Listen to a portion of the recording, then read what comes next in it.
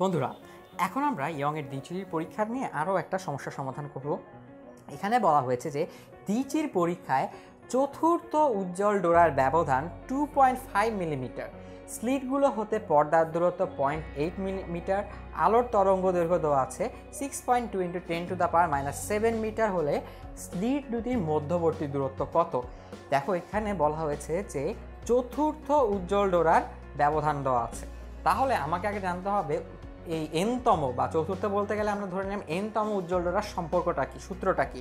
সেই সূত্রটা হচ্ছে xn = n lambda divided into D divide by A. এখানে দেখো, এটা হচ্ছে কততম উজ্জ্বল ডোরা সেটার দূরত্বটা, অর্থাৎ এই যদি হয় আমাদের পর্দা যেখানে ব্যতিচার ঝিল্লি তৈরি হচ্ছে, এটা যদি সেন্ট্রাল ম্যাক্সিমাম বা সবচাইতে আলো যেখানে দেখা যায় ব্রাইটনেস ফ্রিঞ্জ হয়, তাহলে এই এনতম ফ্রিঞ্জের মাঝখানের ডিস্টেন্সটাকে আমরা বলবো xn। তাহলে এই xn সমান n into lambda into D divide by A. এই সূত্রতে আমরা দেখতে পাচ্ছি যে চতুর্থ উজ্জ্বল ডোরার ব্যবধান দেওয়া আছে 2.5 মিলিমিটার। দ্যাট মিনস যে এই xnটা দেওয়া আছে আর n, এই চতুর্থ উজ্জ্বলটা এই এনটাকে বোঝাচ্ছে। আর পর্দার দূরত্ব, স্লিটগুলো হতে পর্দার দূরত্ব ডিটা দেওয়া আছে। আমাদের কাছে জানতে চাওয়া হয়েছে স্লিটগুলোর মধ্যবর্তী দূরত্ব এটা কি। আবার আমাদের কাছে ল্যামডাও দেওয়া আছে। তাহলে চলো, খুব সহজে এটা সমাধান করা সম্ভব।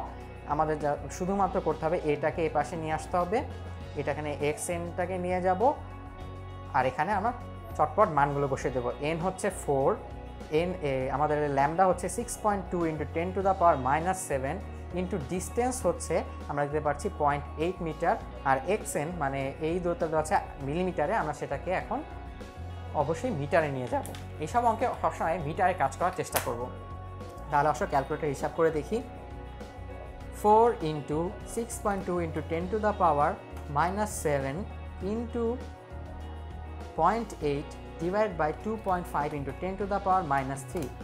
ফলাফল চলে আসছে আমাদের 7.936 ইন্টু 10⁻⁻4।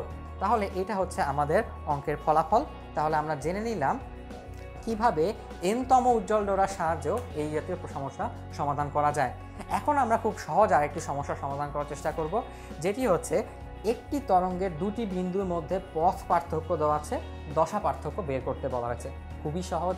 দশা পার্থক্য ডেল সমান আমরা জানি 2 পাই ল্যামডা ইন্টু পথ পার্থক্য ডেল এক্স।